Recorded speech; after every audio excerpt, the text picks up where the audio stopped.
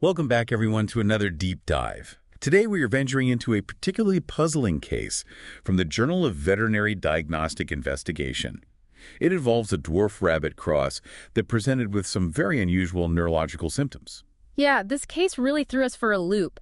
Initially, the rabbit's symptoms pointed towards a potential issue with the brainstem or cerebellum, the parts of the brain responsible for coordination and balance. But as we dug deeper, the cause turned out to be something completely unexpected.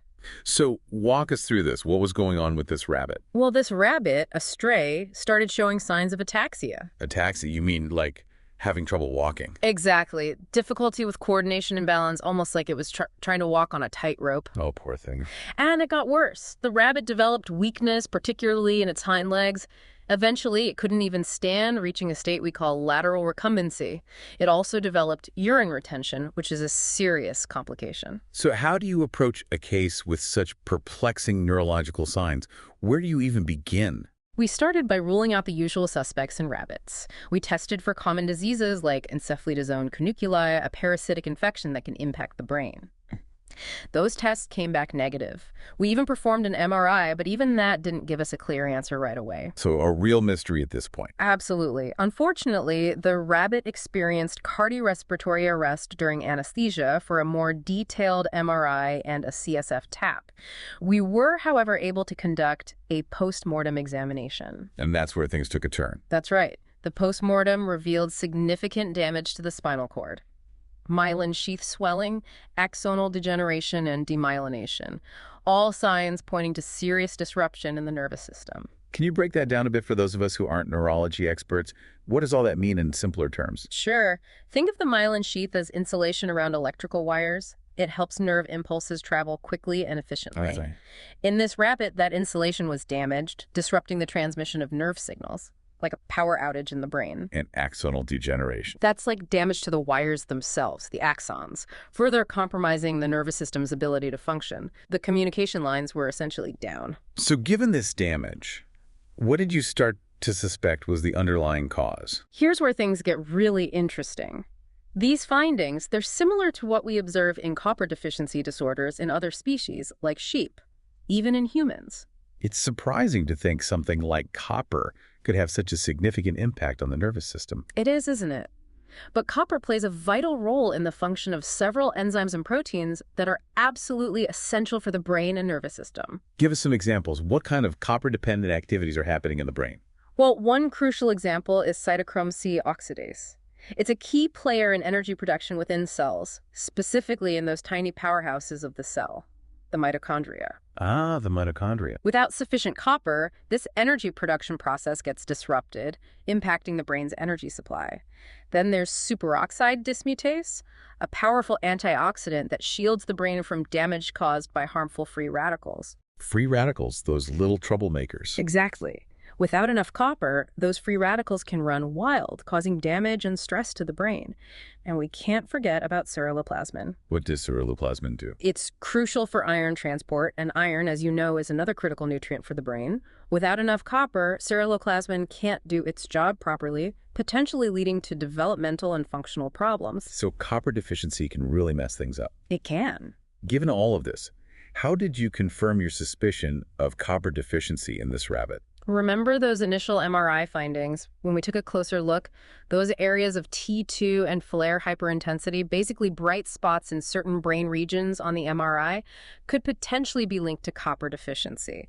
It wasn't definitive proof, but it definitely added another piece to the puzzle. And you also directly checked the rabbit's copper levels, right? Yes. We analyzed the liver, where copper is primarily stored in the body.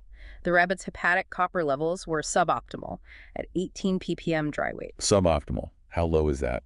The normal range for rabbits is between 24 and 150 ppm dry weight. So this rabbit's levels were below normal, but only marginally. However, even being slightly below the optimal range can contribute to neurological problems, especially over time. But with such severe neurological issues, wouldn't you expect to see much lower copper levels? You'd think so, right? But this is one of the tricky things about diagnosing copper deficiency. This rabbit's blood work was normal, which can happen in the early stages of deficiency. Copper deficiency can be brewing even if the blood work looks fine. So it can exist before any outward signs appear. Exactly. It might not show up until later stages. And because this rabbit was a stray, it was difficult to determine the exact cause of the deficiency. What are some potential causes of copper deficiency in rabbits?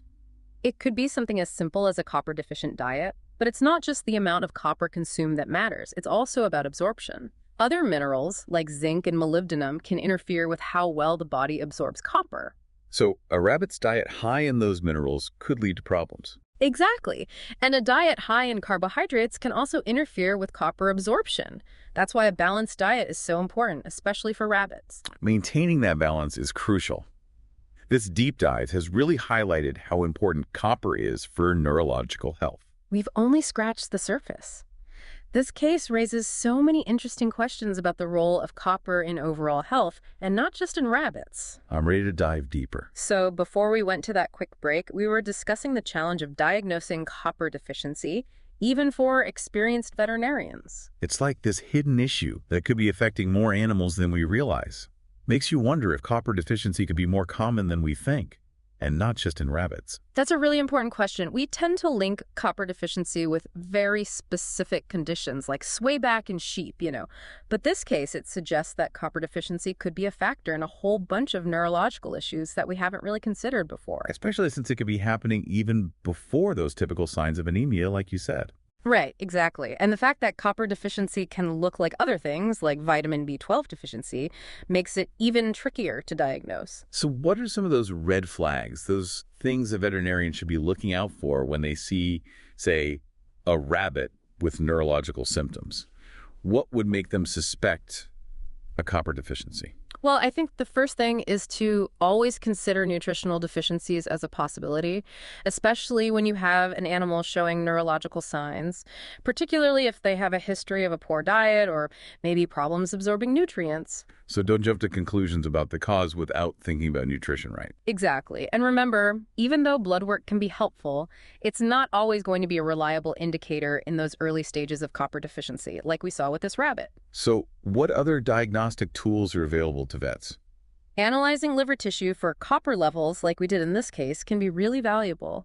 But you also have to look at the whole picture, Consider the animal's history, what symptoms they're showing, and how they respond to treatment. So let's talk about treatment. If it's caught early enough, is copper deficiency reversible? The good news is, yes, it can be.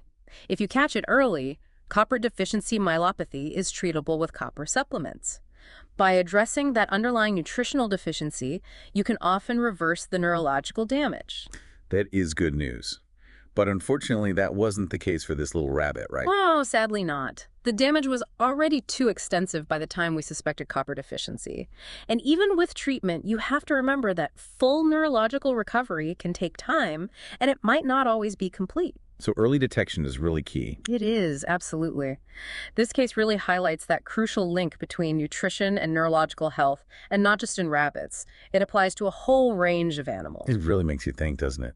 Something as basic as making sure an animal has enough copper in its diet can make a huge difference in its overall well-being.